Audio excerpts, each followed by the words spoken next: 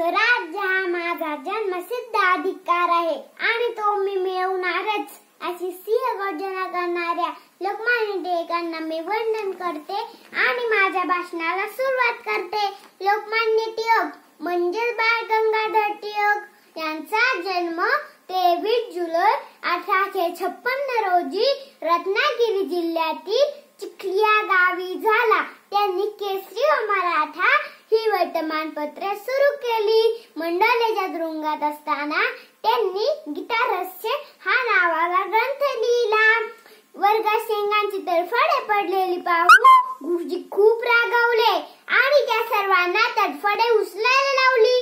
टिळक म्हणाले, मी शेंगा खाल्ल्या नाही, मी तडफडे उचलणार नाही। गुरुजींनी त्यांना बाहेर जायला सांगितले। त्यांनी कुणाची चाडी केली नाही, स्वतः शिक्षा घेतली नाही, दप्तर उचलले आणि निघून गेले। यावरून त्यांचा स्वाभिमान दिसून येतो। गुरुजी शिकवत असताना टिळक व त्यांचे मित्र गप्पा मारत होते।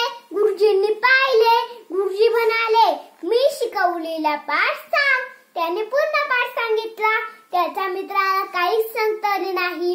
एकदा वाचले, एकदा ऐकले, टिळकांच्या सगळं लक्षात राहायचं एवढे ते बुद्धिमान होते। एकदा त्यांचं बक्षिसासाठी नाव आलं, मग ते लढायला लागले। ते म्हणाले, या बक्षिसावर माझा हक्क नाही, कारण की मी एका प्रश्नाचे उत्तर माझ्या मित्राचे बघून लिहिले आहे।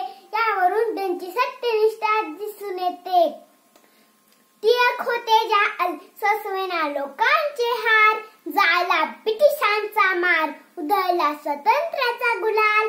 लेखनीची तलवार होती, भाषणाला धार होती, जाल विचाराने तुमच्या ब्रिटिश सत्ता हलवली होती। एकच धा स्वराज्याचा देतासाठीच जीवला, शब्द एक एक तुमचा अंतःकरणाला जाऊन भिडला। टिळक म्हणायचे, समोर अंधार असला तरी त्या पलीकडे उजेड आहे, हे सर्वांनी लक्षात ठेवा।